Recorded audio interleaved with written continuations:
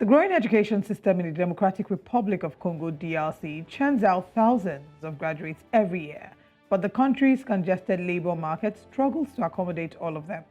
Many freshly qualified young people find the transition from academic institutions to the labor market a very daunting endeavor, especially as most jobs are created within the country's informal sector.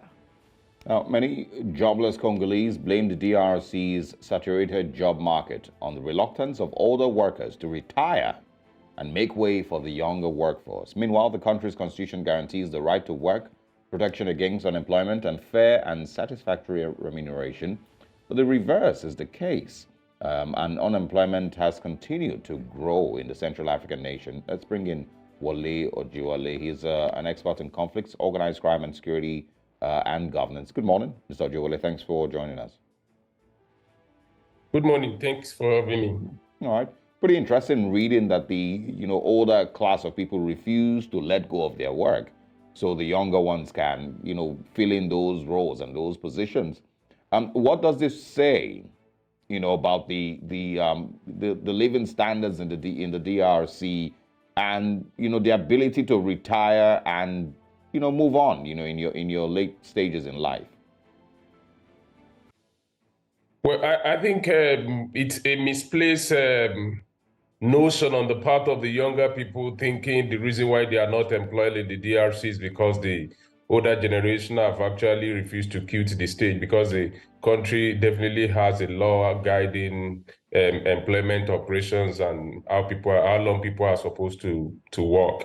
The real challenge in DRC is the governance deficit that affects every area of lives of the people, whether in the informal or the formal economy.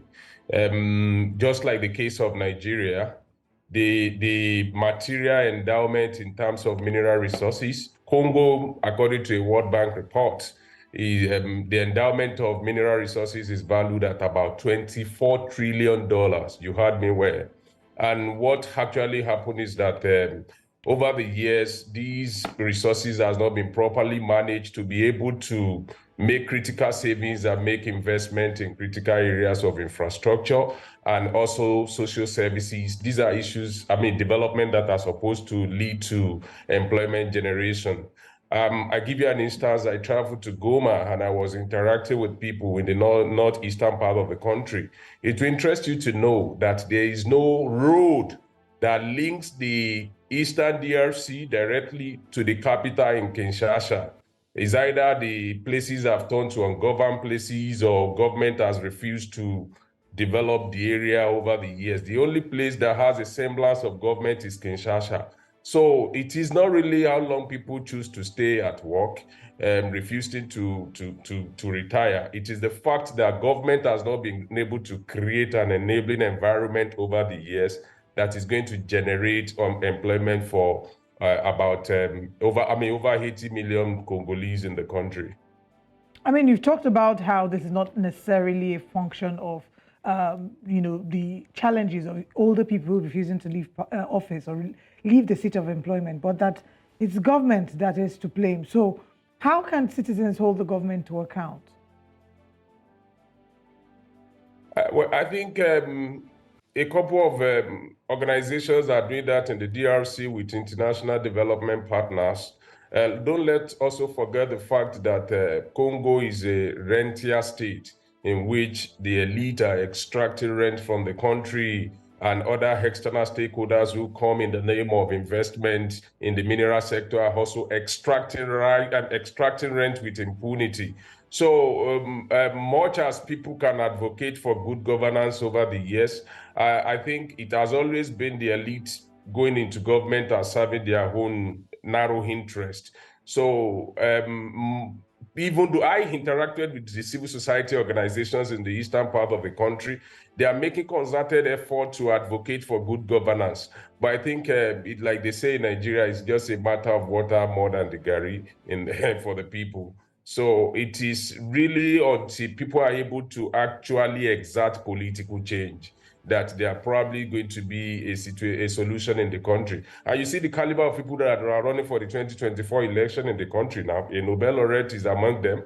And then we are only hoping that probably opposition parties are going to unite behind a better candidate that has a better program. And then maybe the country can begin to move in the right direction. All right, we'll come to talk about the elections in this. I know there are elections coming up in December of this year. We'll talk about that shortly, but let's talk about the quality of the graduates as well. Do you think that that in any way has contributed to the unemployment crisis that young people are experiencing in DR Congo? Well, with a modest assessment of the situation, the moment you move out of some countries, probably Nigeria, Ghana, in West Africa, and you begin to go into the interiors of some of these countries, the quality of education is very, very low. So why I might not be able to make complete assessment of the quality of education in the country, but I can tell you Congolese are leaving the country to come and study in Senegal, to come and study in Gabon, moving to all over the places, going to France to study. And it tells you the quality of education in the country, really. And I'm not talking about people going into university in this regard. I'm talking about people coming to Senegal to do basic secondary school education. So why I'm not an education expert and I might not be able to talk much about that, but based on my cursory glance of interaction with the people, I visited a university in Eastern DRC. Is the quality of the standard of what I saw is probably something around maybe secondary school education that you are even wondering, is this really a university? And you might be able to judge by the external factors that you see, what is going on in the classroom. So I think the quality of education in the classroom also contributes to some of these things that we're talking about, because ideally the education is supposed to prepare them as global citizens that are able to take opportunities globally. But if you're already fighting about the little that is available at the home front, you can tell how much those graduates are going to be in terms of their competitiveness in the global scale. All right, let's also talk about, President Felix Tshisekedi and, his time as president so far. What would you say are his ratings? Because, promises were made when he was taking, over government. Of course, I'm sure education and employment and infrastructure and security were some of the things that were mentioned. How well would you say that he has done? And then also, what are the, possibilities, for the next elections? Who are some of the candidates that are likely going to contest? And, what does the DR Congo have at stake? A lot is at stake in the country, really, in a country that has been yearning for good governance for more than 2 decades, coupled with the fact that it was also fractured by civil war, protracted conflicts that they are still dealing with up to this moment. So I think if I'm going to rate the president, I wouldn't say he has. I think he has performed below par. When you look at the volatility of insecurity in the country, how the eastern part of the country, which is actually the home to the mineral endowment, has become engulfed in crises, over 100 armed groups, challenging state monopoly of violence in the region. So in terms of security, I think the president hasn't probably was also distracted by the political instability in the northeastern DRC. And then in terms of the economic indicators, that is what we're talking about this morning. Graduates are complaining about unemployment. So I think he has not also done well in that regard. And in terms of infrastructure development, what I saw when I traveled to the eastern part of the country is also not really encouraged. It's not encouraging. I talked to the people that, can we travel on the road? They said, no, you have to travel on the lake, that the road is bad. Even armed groups are likely going to attack you on the road. So it speaks to the dimension of security governance in the country. And then the major challenge about the election now is just like what you have in Nigeria in the recent time. Opposition parties are largely divided. Like I said, there is the former Nobel laureate who is also on the ballot, a scientist. And then you are expecting that probably oppositions are going to come together. That if they come together, they might be able to mount a solid front against the incumbent. But in the absence of that, I think Felix Tshisekedi still has a very fair chance of emerging again. And we might continue, they might continue to sing the song of unemployment, song of unemployment and underdevelopment with the political scenario that is playing out in the country, except the opposition come together to push forward a credible candidate that has a track record and is promising much more than the incumbent. in the absence of that, I think it's going to be motion without movement. Well, it's interesting to see that the same thing that happens in one country on the continent is sort of replicated in different parts of the country, sort of similar issues, just interpreted differently. Now, a number of those who are in office on the continent would argue that the problems that they are facing, or the problems that their country is facing, are problems that were inherited. Felix Tshisekedi could also bring up the argument that a number of these crisis that is being experienced right now in the Democratic Republic of Congo did not start in his time. Would you think that this would be a fair argument? As we count down to elections, it's December 20, and like you said, he does stand a very fair chance at this point. If the opposition doesn't unite, we have a Nobel Peace winner who is one of the candidates, but it doesn't seem like the forces will be led, will be thrown behind such a candidate to give him a fighting chance. So would you think that him arguing that a lot of these problems were inherited is a decent enough argument? Well, whether in Africa or anywhere in the world, when politicians get into power and they start blaming what has happened before, I think it's a reflection of lack of ideas and innovation, because the reason why you apply for the job is because you are going to solve the problem. So having spent 5 years in a country that has that you can contest for multiple, with no term limit, and then coming to say the reason why you couldn't perform well is because there has been a protracted conflict that you inherited. I think the challenge is that a lot of things that we condone in the public sector, nobody's going to condone it in the private sector.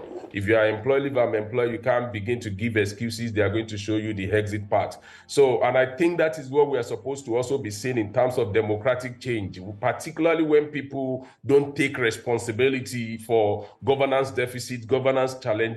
5 years is too long in the history, in the time of a country, to continue to give excuses. And I think this is what we see across Africa. People saying, oh, they blame COVID-19, they blame...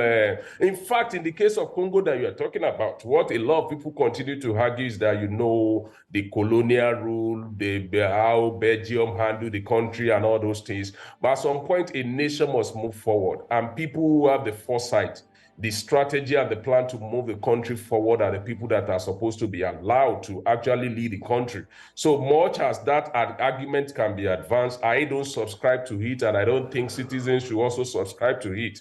5 years is too long to play with the destiny of a nation. So whether he inherited those challenges like the ones that I mentioned and those that you mentioned or not, the people are yearning for good governance, and anybody that is not ready to provide us to step aside for people who probably have the candor to do the right thing and move the nation forward.